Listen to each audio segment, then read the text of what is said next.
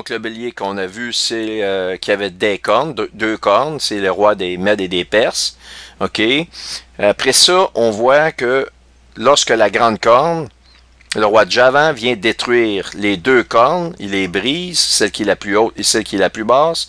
Aussitôt qu'il fait ça, sa corne se brise. C'est après l'attaque, autrement dit, de Babylone, États-Unis, sur l'Iran, que la montée de l'Antéchrist va se faire. OK? Ce qu'on peut voir, ces moments-là sont très, très proches. Alors donc, on nous dit, comme je vous ai expliqué, que la grande corne du bouc, elle parcourait toute la terre sans toucher sa surface. Donc, le roi de Javan, le roi de Babylone, États-Unis, ne touchait pas la terre. On le voit ici dans le verset 6. Comme je regardais attentivement, voici un bouc venait de l'Occident. Donc, ici, je vous ferai remarquer, le bouc qui vient de l'Occident, donc de l'Ouest. Et si la vision, on se met au niveau de la vision, on parle de l'Iran ici, qui peut parcourir, ici ça dit, et parcourait toute la terre à sa surface sans la toucher. OK? On va souligner ce point-là aussi, on va le mettre en gras, sans la toucher. Quel pays qui est à l'ouest de l'Iran peut avoir la possibilité de parcourir toute la terre sans la toucher? On parle de l'ensemble de la terre.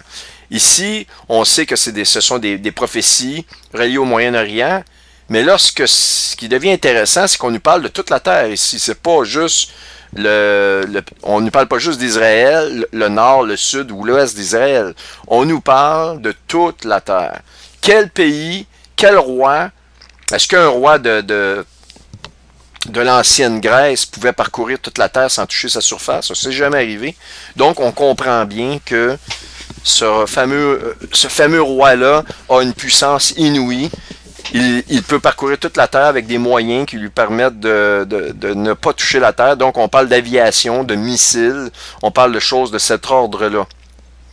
Et donc, maintenant, pour ce qui est de la caractéristique que mon frère m'a fait remarquer sur la plus grande corne du bélier, OK? On voit donc ici de la brisure de la grande corne du bélier, ça je vais y revenir, émerge l'Antéchrist, je vais y revenir, mais des deux rois de Perse, le bélier à deux cornes, c'est le roi qui a le plus de pouvoir, la plus haute corne des deux, autrement dit, qui se met en action en dernier. Voici dans le verset 3. Je levai les yeux, je regardais, voici, un bélier se tenait devant le fleuve, c'est le fleuve de Perse, OK? Il avait des cornes. Ces cornes étaient hautes, mais l'une était plus haute que l'autre. On confirme qu'il y en a deux parce qu'il y en a une qui est plus haute que l'autre ici. Il y en a donc deux, une plus haute que l'autre. Et celle qui est plus haute, elle s'éleva la dernière. Donc, mesdames et messieurs, on voit ici que maintenant, on a des commentaires du chef suprême de l'Iran qui met en garde justement de la montée des tensions contre les États-Unis. Et les États-Unis, c'est Javan, c'est donc Trump qui est le roi de Javan. Je ne pense pas qu'à ce stade-ci qu'on puisse se tromper. Je ne veux pas vous donner de date, mais je pense que vous devez être prêts immédiatement. D'autant plus que Joël Nadon nous a fait une série de vidéos il y a très récemment, parlant du 70e anniversaire d'Israël. Je vais vous revenir, je vais finir avec la rétrospective du chapitre 8 que je vous donne actuellement et on va rentrer dans ce fameux 70e anniversaire-là. Je vais vous montrer une autre perspective, une autre preuve qui a été, j'ai même discuté de ces points-là, point par point avec Dr Gilbert. Il est d'accord avec moi. On le voit même dans le dictionnaire biblique. Les informations que je vais vous donner nous démontrent que, effectivement, le 70e année de ce qui s'est fait sur Babylone dans les temps anciens, donc on sait que Babylone, c'est un empire qui a eu sous son contrôle le peuple juif pendant 70 ans, et jour pour jour, ça a été prophétisé d'avance, et jour pour jour, après que la 70e année soit écoulée, le peuple juif a été libéré. Alors, je pense qu'on voit un retour de cette prophétie-là, mais il y a des prophéties de nos temps qui ne se sont pas réalisées, qui sont comme identifiées à cette prophétie-là des 70 ans, qui serait une prophétie double, parce que je pense que c'est arrivé encore, et que ça se termine, que le 71e année commence à partir du 15 mai dans quelques jours. Donc, on voit tous ces éléments-là se déchaîner actuellement. Je pense qu'il plus que jamais, il faut se tenir prêt, que ce sont des avertissements très sérieux. Donc, je vais rentrer dans ces informations-là.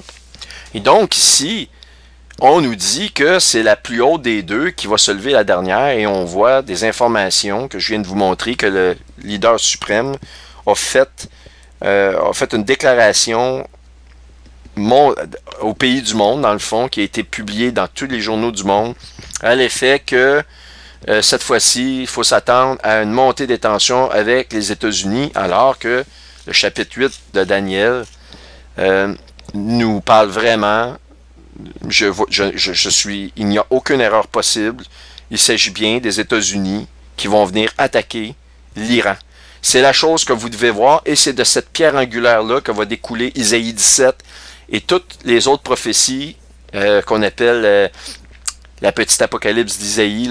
On a une guerre qui va être très meurtrière, très rapide au Moyen-Orient, qui va impliquer plusieurs pays. Je pourrais vous en parler si j'ai le temps. Ben, il n'y a pas que la ville de Damas qui va être détruite, mais oui, ça va être une des conséquences. Ça, c'est les fils de Jacob qui vont détruire la ville de Damas. Je suis convaincu que ça va se faire dans une attaque coordonnée avec les États-Unis d'Amérique. Mais ni plus ni moins, vous pouvez vous attendre à ce que l'attaque américaine, cette fois-ci, se fasse en plein cœur de l'Iran. Donc, ils vont envoyer des missiles cruise, ils vont envoyer des armadas de missiles, des bombardements qui vont se faire à l'intérieur de l'Iran.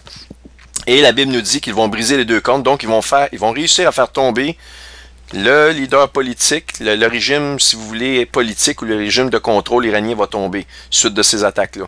On parle de quelque chose de majeur. Et évidemment, on vous a déjà parlé avec Réal Filiatro à l'effet qu'on attendait cette guerre-là, la guerre d'Isaïe 17, si vous voulez, qui est englobée dans la guerre de Daniel 8. Pourquoi j'aime la guerre de Daniel 8? Parce qu'elle est très, très, très parlante. Avec Israël, on ne sait pas, quand ils sont attaqués presque à tous les jours, on se dit à toutes les fois depuis des années, ça va décoller, ça va décoller. Il y a tout le temps un cessez-le-feu, une accalmie, ça revient, ça repart. Moi, je vous dis, pour nous, chrétiens, même pour ceux qui ne sont pas chrétiens, vous voyez les preuves ici, je vous explique, je vous décortique le chapitre 8 de Daniel. Vraiment, je ne peux pas aller plus loin que ça. Et je crois qu'il faut voir cette attaque américaine contre l'Iran. Quand vous allez voir ça, préparez-vous. Vous pouvez...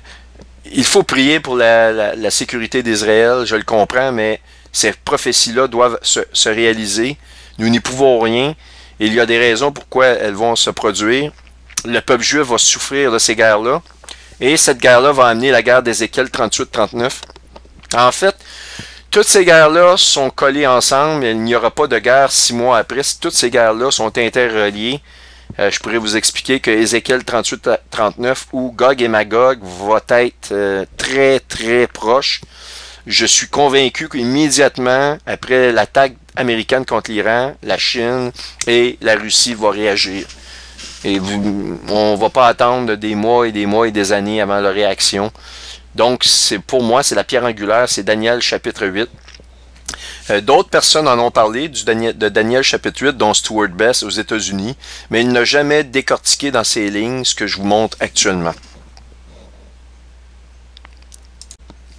Alors, Javan ou Yavan, en hébreu, ici, est un des patriarches cités dans le livre de Genèse, Genèse 10, le verset 2. Il est le quatrième des 7 enfants cités de Japheth, Gomer, Magog, Madaï, Javan, Tubal et Méchec, ok? Et Tiras. Voyez-vous ici, Gog et Magog, je vous en parle, et ces personnages-là de l'ancien temps, l'esprit de ces personnages-là se relève maintenant. Alors donc, il est clair que vous allez même le trouver dans un dictionnaire biblique. Il est associé à Ion, qui est considéré à ce titre comme l'ancêtre des Grecs. Donc, je vous avais même montré, on regarde ici Stellarium. Si on regarde si vous voulez, les correspondances ou les croyances astronomiques des peuples, si vous voulez, de la Terre en astronomie, eh bien, vous avez arabique, Aztèques, Chinois, Égyptiens, Indiens, Inuits, Coréens, Lakota, ça c'est dans le niveau des en Amérique du Nord, les Indiens, les Maoris, les Navajos. Les Navajos, ça c'est dans les tribus indiennes de l'ouest des États-Unis.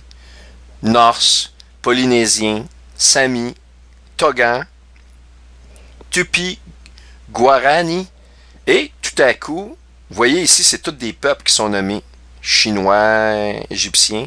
Tout à coup, nous avons un système de croyance qu'on appelle Western. Tiens, tiens, tiens. Ici, si on regarde, on parle du roi de Javan et on nous dit que ce roi-là naît de l'Ouest.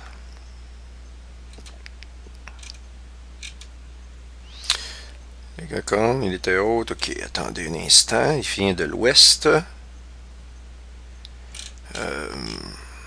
Oui, il venait de l'Occident. Donc le bouc venait de l'Occident, donc de l'Ouest. On a un système qu'on nous appelle Western. On associe le bouc au roi de Javan, qui est la Grèce antique, pas la Grèce nouvelle, la Grèce antique. OK? Je vous le montre et vous pouvez voir ces informations-là dans un dictionnaire biblique parce que j'ai eu des commentaires. Non, non, non, le roi de Javan, ça n'a rien à voir. Ben, écoutez, moi, c'est pas moi qui le dis, c'est un dictionnaire biblique. Donc, faut que vous compreniez que la Bible nous parle toujours avec l'esprit d'une chose. Les États-Unis ne sont pas nommés dans la Bible comme tels. On nous appelle la Babylone mystérieuse, la Babylone la grande. Ça n'a rien à voir avec la Babylone du départ en termes physiques. Par contre, l'esprit de Babylone, de l'ancienne Babylone, qui était une ville, eux autres, ils faisaient la promotion de tous les dieux de gods, les dieux avec un petit d, un X. Ces dieux-là, aux multiples visages, ils n'avaient rien à voir avec le Dieu unique, le vrai Dieu, le Dieu d'Israël. C'était des dieux, et ces dieux-là, eh bien, c'était des dieux païens, et avec, dans le fond, l'esprit des démons en arrière d'eux.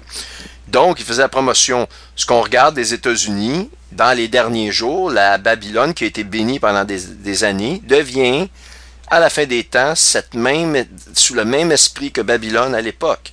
Et donc, on parle de Tour de Babel, on regarde ce que les États-Unis font. Ils font exactement ce que l'ancienne Babylone a essayé de faire avec la Tour de Babel, leur programme de l'espace, d'aller dans les étoiles, etc., faire leur nid. Donc, on regarde ça. On a maintenant un système qui est le système le plus populaire et officiellement utilisé par les astronomes. Et on l'appelle, non pas états-unien, on lui donne pas le nom d'un pays ou le nom d'un peuple comme tous les autres systèmes, mais tout à coup, on l'appelle Western. Et je vous montre que le roi de Javan, associé à l'ancienne Grèce, vient de l'Ouest.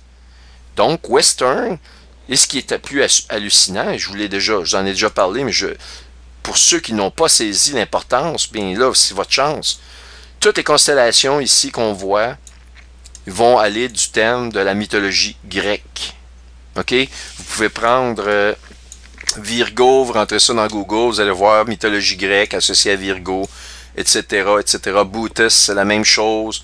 Hercules, Hercule, vous savez, les 7 travaux d'Hercule, c'est les 10 travaux d'Hercule. Alors, Hercule, c'est 10 travaux ou 7, je ne suis plus sûr, mais peu importe. Les travaux d'Hercule. Alors, vous allez rentrer, Hercule, c'est un personnage qui est connu dans la mythologie grecque. Ophiuchus, même chose. Donc, c'est de façon principale, on parle de la mythologie grecque. Et qu'est-ce que la Bible nous dit du nom de Satan, qui va se personnifier dans la personne de l'Antéchrist dans les derniers jours? Au chapitre 9, verset 11 de l'Apocalypse, on nous dit que son nom est Apollyon. Apollyon, qui vient de la racine, qui vient du mot Apollo, Apollon. Alors, donc, la Bible nous fait référence directement à la mythologie grecque. Alors, vous avez assez de preuves ici. Il n'y a plus d'erreur possible. Et là, nous sommes en train d'assister à la manifestation du chapitre 8. On est à l'aube de l'accomplissement de ce chapitre-là, qui est un chapitre important. Alors maintenant, pour clore ce premier segment de vidéo, en espérant que j'ai l'opportunité de continuer à vous en produire d'autres, étant donné toutes les embûches qui m'arrivent Donc, je ne veux pas perdre mon temps à vous en parler, mais je vais prier là-dessus pour que je puisse continuer à vous nourrir d'informations, parce que les heures que nous vivons sont très critiques, je le pense, actuellement. Je vais vous parler de la prophétie d'Ésaïe 17, qui est la prophétie, une des plus incroyables actuelles. Et ouvrez énormément vos oreilles, vos yeux et votre esprit sur ce que je vais vous montrer dans les détails maintenant. Alors, je vais vous faire une partie de la lecture d'Ésaïe 18 et je vais vous montrer des preuves au fur et à mesure qu'on avance. Pour vous faire un résumé, Ésaïe 18, c'est une prophétie sur les États-Unis d'Amérique qui vont créer un chaos militaire dans une partie qui va englober l'Arabie Saoudite, les Émirats Arabes Unis, ce type de pays-là. Donc, effectivement, et la parole de Dieu nous est très très très claire, il s'agit d'offrandes offertes par la Babylone des derniers jours au Seigneur pour tous les crimes qu'elle a fait. Donc, c'est une, autrement dit, ça va être des offrandes données au Seigneur d'une certaine façon, mais d'autre part, c'est le début du jugement et qui va amener la destruction des États-Unis. Donc, ça confirme Daniel 8, qui nous dit que le roi de Javan, le roi des États-Unis, si vous voulez, va détruire le régime de Perse, et après, ça va être sa fin, elle va être brisée et remplacée par 4 royaumes, duquel l'Antéchrist va émerger. 4 cornes, duquel, dans le milieu des 4 cornes, va pousser une autre corne qui est l'Antéchrist. Alors, voici, je me lance. Ésaïe 18, version Louis II. Terre, où retentit les cliquetis des armes. Donc, il y a des escarmouches, il y a de la guerre. Au-delà des fleuves de l'Éthiopie. Donc, on nous donne un très bon indice ici. Au-delà des fleuves de l'Éthiopie. Alors, allons donc voir quels pourraient être ces fleuves de l'Éthiopie-là. Donc, alors ici, si on regarde les cours d'eau majeurs en Éthiopie, eh bien, le plus important, ce qu'ils appellent le Blue Nile River. C'est la rivière du Nil, le bleu. Alors, ce fleuve-là prend son origine dans le lac Tana. Je vais vous montrer c'est quoi le lac Tana, où il se situe dans l'Éthiopie. Donc, et 80% du volume de l'eau de la grande rivière du Nil, donc, se situe dans le Blue Nile qui fait partie de l'Éthiopie. Donc, le plus grand volume de l'eau n'est pas en Égypte, mais en Éthiopie. Alors, en partant de là, on va regarder, c'est le fleuve qu'on veut regarder, qui, on nous dit des fleuves d'Éthiopie dans le... On nous parle au-delà des fleuves d'Éthiopie, donc il n'y a pas un seul fleuve, mais celui-ci, c'est un de ceux qui est situé le plus au nord de l'Éthiopie, et donc au-delà, ça veut dire au nord. Donc au nord, on va regarder qu'est-ce qu'il y a, on va voir, on a parlé du lac Tana, on le voit ici. On voit donc le Blue Nile River qui passe ici, c'est celui-ci. OK? Donc, sur une map plus officielle, donc celle-là, je vais l'effacer. Si on va en Éthiopie. Alors, en grossissant, le lac Tama, ici on le voit, qui est quand même un lac majeur au nord. On le voit ici très bien. Donc, le Nil, le Blue Nile va passer ni plus ni moins environ comme ça et s'en retourner vers... en suivant mon curseur, si vous voulez, approximativement. Donc, au nord de ça, qu'est-ce qu'on a? Eh bien, on a l'Arabie Saoudite, le Yémen, les Émirats Arabes Unis, le Oman, le Qatar. Qatar, où es-tu, petit Qatar? Je cherche le Qatar. Qatar. Donc, tous ces pays-là, qu'est-ce qu'on a? Un petit peu plus au nord, l'Iran, l'Irak. Et la fameuse Iran qui est ici, qui est un animal, selon Daniel 8, qui faisait tout ce qu'il voulait. OK? Et donc, il fait tout ce qu'il veut, et effectivement, ils ne sont pas intéressés à des milliards de dollars, ne sont pas intéressés à faire une paix.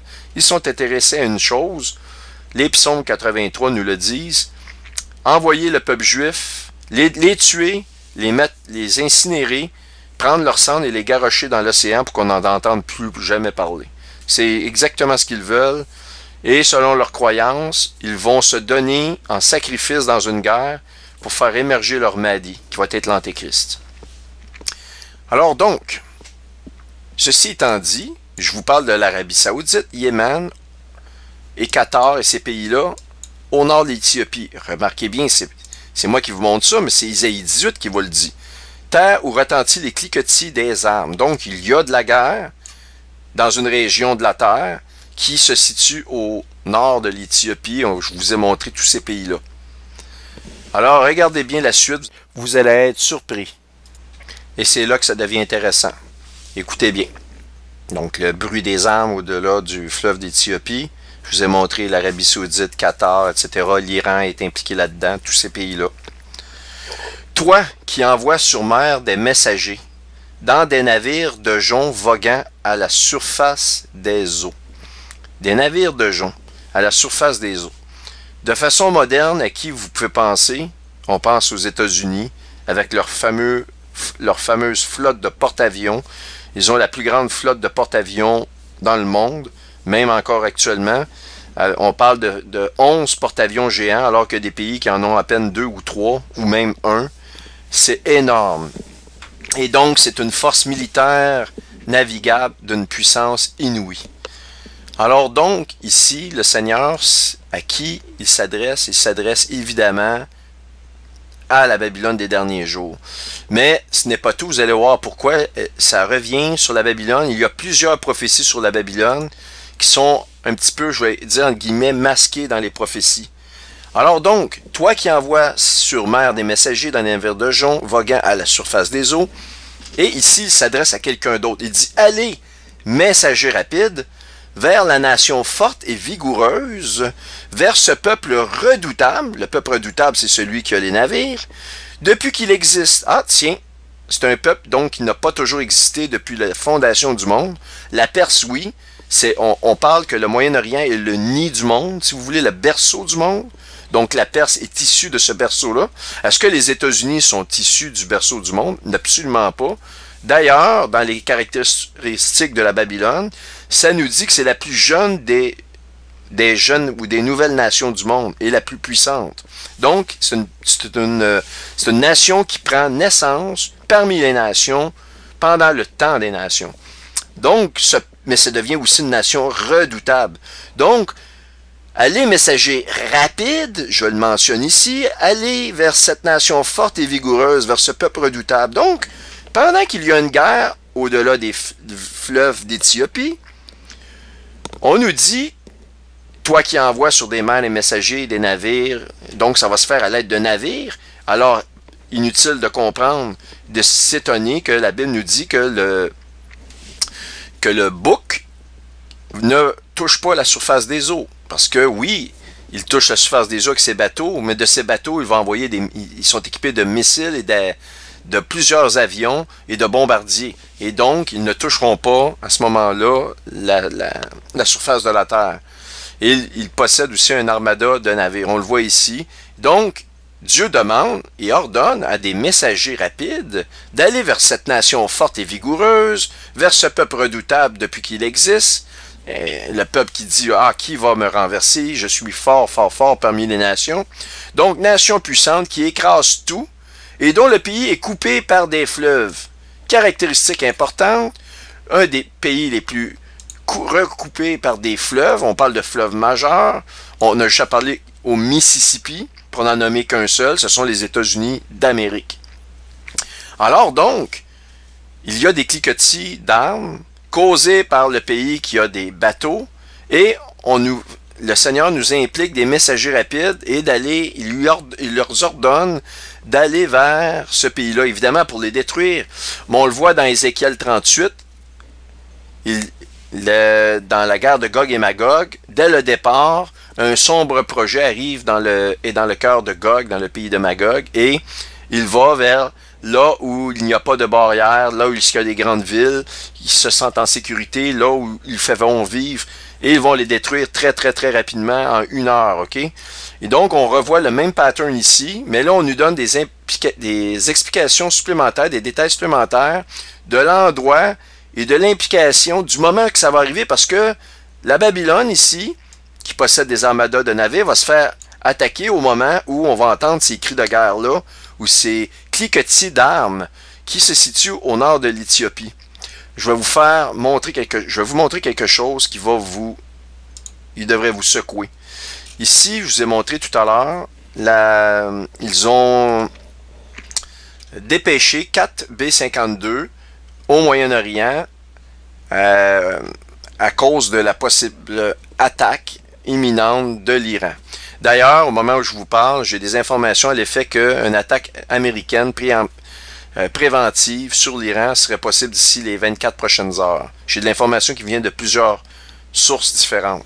Est-ce que ça va se faire? Je ne le sais pas, mais c'est très très sérieux ce qui se passe. Donc le 7 mai, voyez-vous ici, ça je vous l'avais montré, mais regardez bien ici, John Bolton, Benjamin Netanyahu, le cheikh de l'Émirat arabe uni, ça passe très rapidement, mais je vais vous montrer une photo, ce qu'on voit vraiment. Donc c'est les Émirats arabes unis, et ici, on n'a pas le temps de le voir, c'est le prince Ben Salman de l'Arabie saoudite. Donc, on nous montre Émirats arabes et Arabie saoudite, exactement les nations que je vous montre, qui sont au-dessus, au-delà, si vous voulez, du fleuve d'Éthiopie, Arabie saoudite, Émirats arabes unis. Et vous allez voir, l'Oman, le Qatar sont des pays qui sont menacés par l'Iran, tous des pays au nord de l'Éthiopie.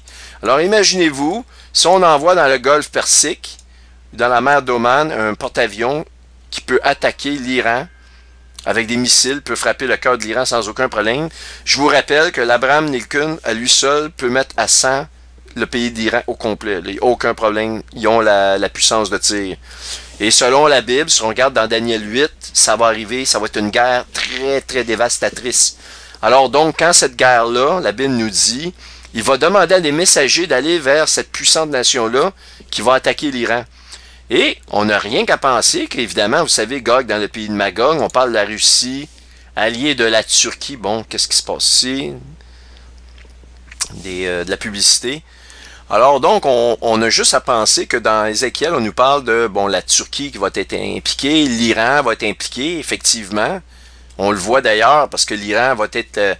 c'est le premier pays qui va rentrer en conflit et après ça, le reste de la suite devrait s'imbriquer. Les suites des événements des autres guerres vont s'imbriquer rapidement. OK, mais la pierre angulaire, Daniel 8, ça va amener Isaïe 17 comme je vous explique. Donc, on n'a rien qu'à penser à la Russie et ces nouvelles armes hypersoniques qui peuvent voyager à la vitesse de 2000 à la seconde. Mais il n'y a aucun engin militaire, missile, de toute catégorie, de tout pays du monde, incluant les États-Unis, qui possède une technologie, une telle technologie. Et d'ailleurs, cette technologie-là, il ne pourrait intercepter aucun de ces missiles-là tirés sur le territoire des États-Unis. Et si vous prenez un missile de même qui est tiré de Moscou, après 2 minutes, il atteint n'importe quelle cible américaine. 2 minutes. Imaginez-vous. Alors, la Bible nous dit des messagers rapides. Elle confirme Gog, qui est le seul pays actuellement, Gog dans le pays de Magog, qui est la seule entité qui peut se permettre d'attaquer la Babylone, mais elle nous dit messager rapide. Donc, lorsqu'on parle de messager ici, vous êtes bien sûr que si vous voulez envoyer à votre pays rival, comme quoi que vous êtes en guerre avec lui, vous pouvez y envoyer des messagers rapides, et ces messagers-là ne sont pas nécessairement des personnes, ça peut être des missiles à tête nucléaire, puis vous les recevez sur votre tête, et le message est passé rapidement. C'est dans ce sens-là qu'il faut le voir. Et donc, la nation puissante qui écrase tout, le Seigneur dit, allez, messager rapide, vers cette nation qui écrase tout, et dont le pays est coupé par les fleuves. On nous parle des États-Unis ici. Et on nous parle des États-Unis et qu'il y a un moment où le cri des armes retentit dans les pays de l'Arabie saoudite, l'Iran, etc., Oman, le Qatar, etc. Donc, ici, les 4 têtes, comme vous voyez, ce sont effectivement le cheikh des Émirats arabes. J'ai une photo ici. Attendez, pas cette photo-là. Je vais vous montrer une autre photo qui va être très révélatrice sur les 4 personnes clés qui apparaissent ici. Alors donc, désolé, c'est le mieux que j'ai pu faire. J'ai filmé cette vidéo-là qui passe très rapidement. J'ai obtenu la meilleure image ici, la plus claire. Désolé, c'est le mieux que vous allez avoir. Vous voyez carrément ici le cheikh Khalifa Ben Zayed Al Nahyan des United Arab Emirate President. Ça, donc, c'est les Émirats Arabes Unis, c'est le président. Donc, les Émirats Arabes, pourquoi qu'ils vous montrent ces images-là? Reliées à une annonce de CBS sur l'envoi des bombardiers. Vous allez comprendre.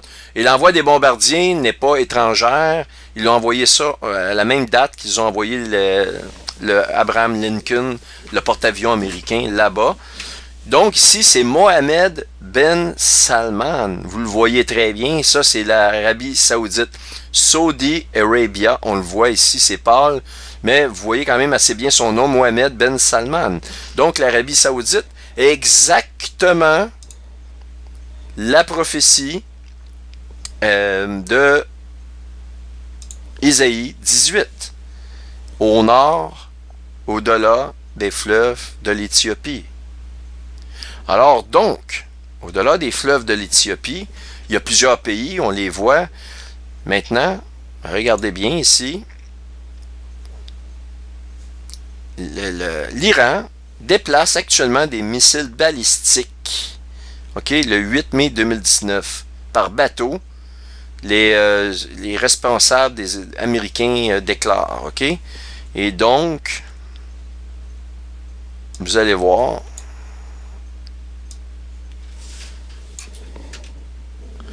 Ici, que le Pentagone croit qu'actuellement, les déplacements ou les actions du pays de l'Iran pourraient mettre les forces de coalition américaines à risque en Arabie Saoudite, au Bahreïn, Qatar.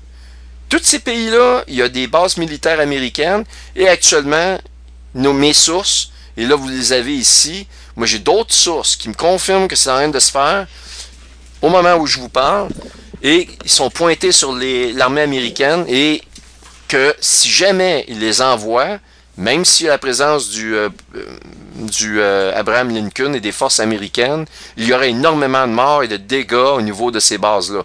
Ils ne pourraient pas intercepter ces missiles-là, ça serait dévastateur. Et ça ici, vous le voyez dans un autre article. OK, le 6 mai, de quelle manière l'Iran pourrait attaquer les États-Unis dans une guerre, puis ça dit « and it won't be pretty » et ça sera pas du joli. On le voit ici, c'est un autre article qui nous explique, et ces pays-là, donc du Qatar, OK, le Qatar qu'on voit ici, Bahreïn, voyez-vous, une autre position qui sont très proches de l'Iran, l'Arabie Saoudite elle-même, et d'autres pays alliés des États-Unis seraient actuellement menacés par le régime iranien. Et en même temps, il y a des mouvements au Liban de missiles. Il y a actuellement plus de 200 000 missiles prêts à frapper Israël de plein front. Donc, cette prophétie-là de Isaïe 18 est extrêmement importante. C'est pour ça que je vous dis, je sais que je ne suis pas rapide, je vous prends un paragraphe à la fois, mais c'est pour vous montrer que juste dans un paragraphe comme ça, il y a énormément de matériel que vous devez prendre en compte, qui se produit maintenant. Et je vous rappelle que notre frère dans la foi, puis je vous remercie d'ailleurs personnellement, Joël, d'avoir pris le flambeau. Mes forces m'ont manqué, j'ai manqué de rigorosité, d'énormément de... Je ne vous ai pas produit de vidéo depuis longtemps, je le sais, j'en suis conscient.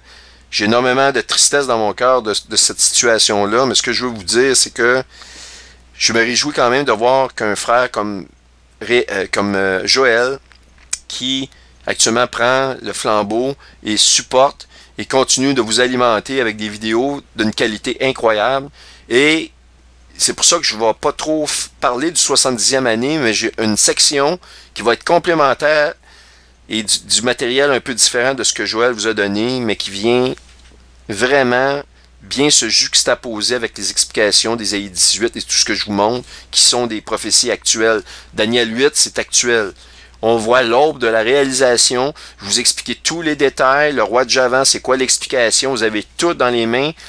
Et lorsqu'on parle que la grande corne du bélier, la corne religieuse, qui correspond au leader religieux, le leader suprême de l'Iran, qui est l'Ayatollah, lorsqu'on parle qu'il va agir, qu'il va s'élever en dernier, ça je vous ai montré.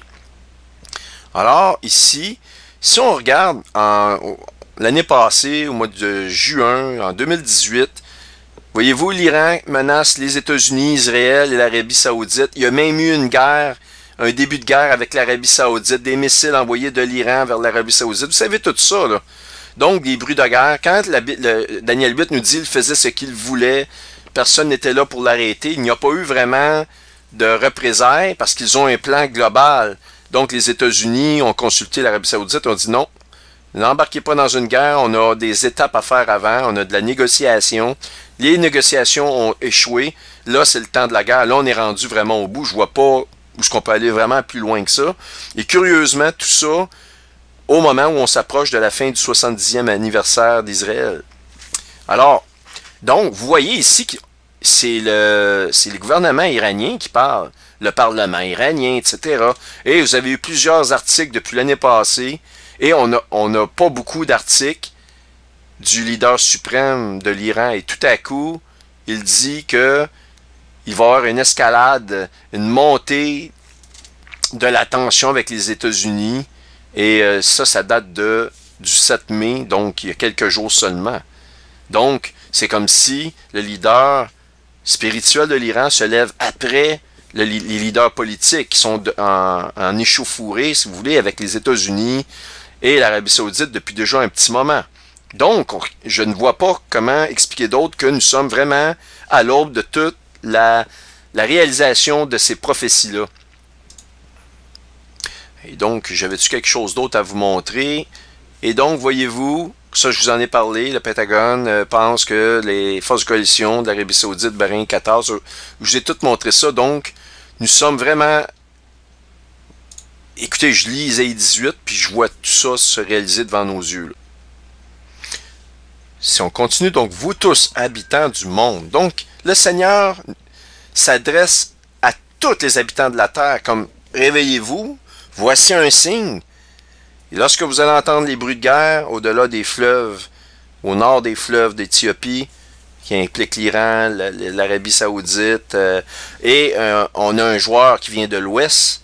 En fait, on a un joueur qui a des bateaux, qui est impliqué là-dedans, parce que la Babylone, on nous en parle dès le verset 2. On l'a ici, toi qui envoies sur mer des messagers. Donc, c'est donc ce messager-là qui a des bateaux sur mer est responsable d'une partie, à tout le moins, des cliquetis des armes qu'on entend au-delà des fleuves d'Éthiopie. Donc, la Babylone est là. Lorsqu'on voit ça, ces signes-là, cette guerre-là, entre l'Iran et les États-Unis, qui implique l'Arabie Saoudite, et même Israël, ok? Habitants de la terre, voyez la bannière qui se dresse sur les montagnes, écoutez la trompette qui sonne. Ok? Car ainsi m'a parlé l'Éternel, je regarde tranquillement de ma demeure. Ah, tiens. Il regarde, il y a une vision. Par la chaleur brillante de la lumière, donc il fait chaud, et par la vapeur de la rosée, au temps de la chaude moisson. La chaude moisson. Donc, si on regarde les moissons en Israël, il y a les récoltes d'automne, et la Bible nous dit les chaudes moissons. OK? Alors, donc, autant de la chaude moisson. Donc, regardez-vous, habitants de la terre, les signes qu'il y a en haut, prenez garde, car m'a parlé l'Éternel, une vision, je regarde tranquillement de ma demeure par la chaleur brillante de la lumière. Puis ça, ici, on parle d'Isaïe. Isaïe, il est juif, il est du peuple juif, et il est en Israël. Il est son point de référence, c'est Israël. Donc, je prends les moissons. Les moissons, on parle des moissons du peuple juif, parce que Dieu nous parle à travers les prophètes juifs. Donc, je ne vais pas regarder les moissons faites en Afrique ou aux États-Unis ou dans l'hémisphère sud de la planète. Je vais me concentrer sur les moissons, comme je vous dis, en Israël. Donc, les moissons en Israël, la chaude moisson. Évidemment, septembre, octobre, on va oublier ça, il fait quand même assez froid là-bas. Octobre, novembre, novembre, décembre, janvier, on oublie ça. Janvier, février, on oublie ça. Février, mars, on oublie ça. La plupart des gens, même ceux qui ont voyagé en Israël, vont être d'accord à vous dire que le temps de chaleur commence à faire vraiment un temps intéressant, c'est au mois d'avril. Donc, ce qui est avant le mois d'avril, on va laisser tomber.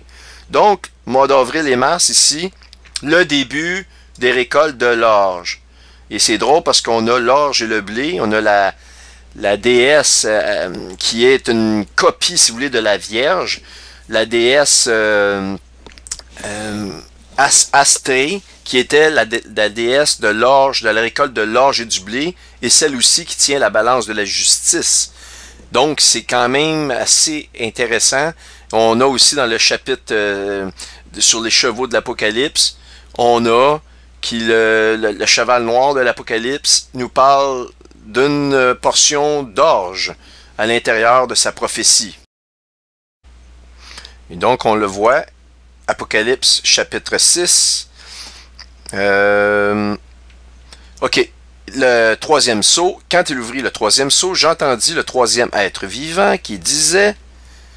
Ok, puis c'est incroyable parce que les quatre êtres vivants, les quatre chevaux de l'Apocalypse, pensez-y, les quatre êtres vivants, un être vivant qui a la face d'un lion, un être vivant qui a la face d'un homme, un de taureau et l'autre d'un aigle.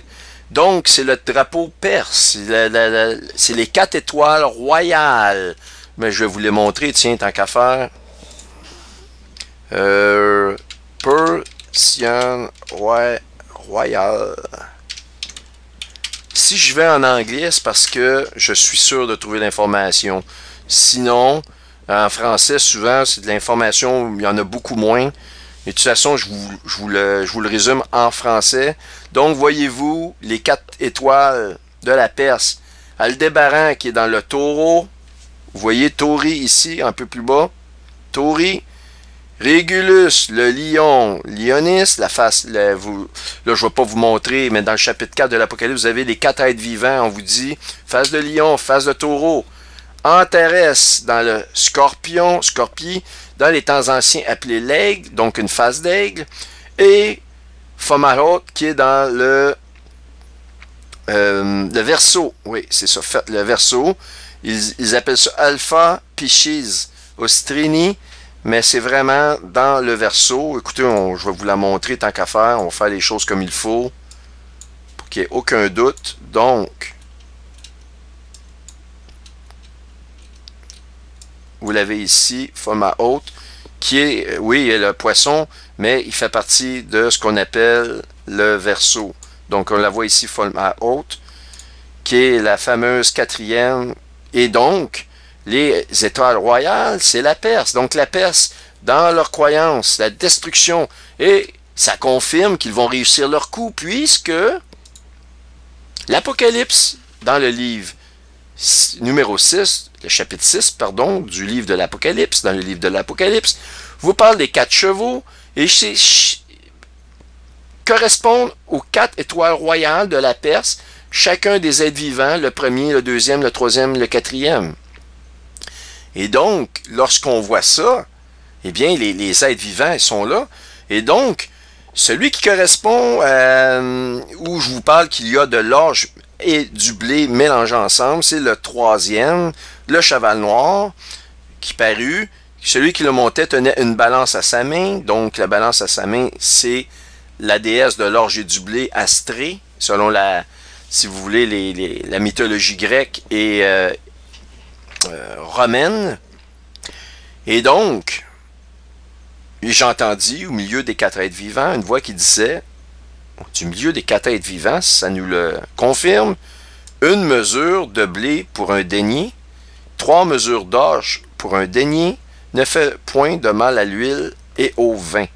Donc, l'orge et le blé sont mentionnés ensemble dans ce qui nous apparaît aussi être la crise économique, parce qu'on nous parle de difficultés pour avoir une petite partie de blé ou d'orge. Ça coûte un denier pour un denier finalement nous amène presque pas de nourriture sur notre table, mais l'orge et le blé ont une signification beaucoup plus importante. On les voit ici, ces deux récoltes-là, du blé et de l'orge, se suivent l'une après l'autre, et regardez les temps de l'année. Bon, mars-avril, on va oublier ça, parce que comme je vous dis, mars, c'est pas la période qui fait le plus chaud, parce que la Bible nous dit les récoltes au temps de la chaude moisson. Donc, la récolte chaude, et donc, comme je vous ai dit, on a éliminé les mois ici, les mois d'automne, etc., le mois d'hiver. Donc, on se concentre sur avril. Donc, on a l'orge ici, barley. Et mai-juin, nous avons la saison sèche pour la récolte du blé. OK? Wheat harvest begins. Et après, elle se complète jusqu'à la fin de juin. Et donc, selon ce qu'on peut voir ici, et par la vapeur de la rosée, au temps de la chaude moisson. Mais avant la moisson, quand la pousse est achevée, donc avant la moisson, est-ce que ça nous parle du blé, de l'orge? On ne le sait pas. Mais avant la chaude moisson, donc on nous parle des mois de mai, juin à juillet. Ces 3 mois-là, je vais les englober là, pour me laisser une marge de manœuvre.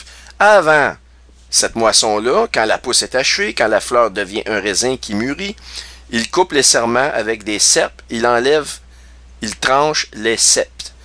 Alors donc, ils seront tous abandonnés aux oiseaux de proie des montagnes et aux bêtes de la terre. Les oiseaux de proie passeront l'été sur leurs cadavres, et les bêtes de la terre y passeront l'hiver. Donc, en été, en Israël, il va y avoir un événement majeur, et selon la Bible, cet événement-là, on les voit ici, ce sont des cliquetis de guerre, au-delà des fleuves d'Éthiopie, et ça nous parle de Babylone, parce que c'est le seul pays qui écrase toutes les nations, ok, et il va sur la surface des eaux.